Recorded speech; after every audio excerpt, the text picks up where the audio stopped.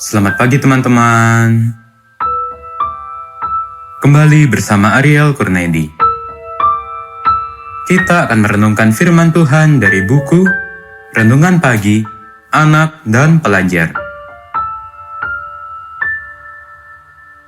Yesus sahabat terbaik dan setia. Yang disusun oleh Pastor Dr. Marolop Sagala. Mari kita awali dengan doa. Bapa di sorga, kami akan belajar firman-Mu. Tolong kami supaya firman-Mu menjadi pedoman dalam hidup kami hari ini.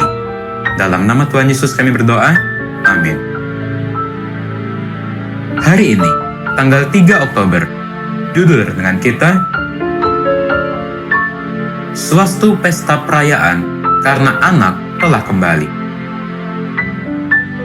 Ayat hafalan, Lukas pasal 15 ayat 13. Dan ambillah anak lembu tambun itu, sembelihlah dia, dan marilah kita makan dan bersukacita.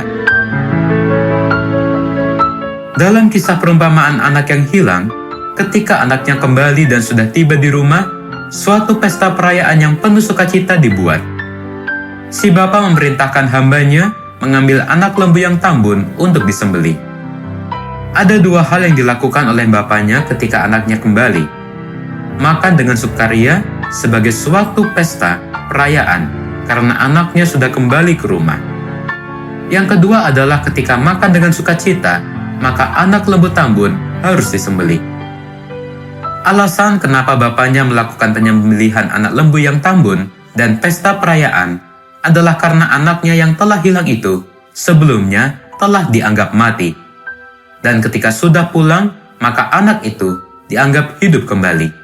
Sebagaimana yang terdapat di dalam Lukas pasal 15 ayat 24. Itu adalah pernyataan sukacita bapaknya karena anaknya sudah kembali ke rumah. Demikian jugalah gambaran pekerjaan penyelamatan yang dilakukan oleh sorga. Akan ada sukacita karena ada satu orang berdosa bertobat.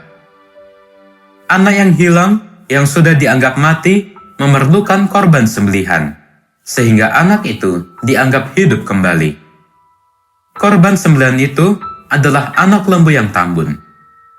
Kematian anak lembu yang tambun adalah menggambarkan pengorbanan Yesus supaya manusia berdosa yang sudah seharusnya menerima upah kematian dan bila mana bertobat, maka kehidupan diberikan kepadanya.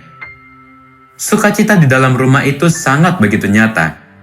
Kegembiraan yang terjadi tidak dapat disembunyikan, karena keadaan keceriaan itu terdengar sampai di luar rumah.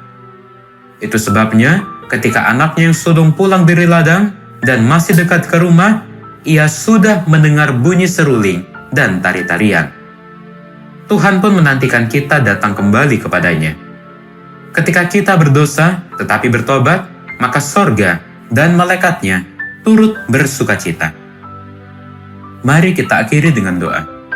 Bapa di sorga, terima kasih untuk firman-Mu hari ini, di mana kami diingatkan bahwa sorga akan sangat bersukacita apabila ada seorang berdosa yang bertobat.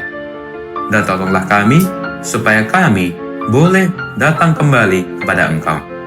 Inilah doa kami, di dalam nama Tuhan Yesus kami berdoa. Amin.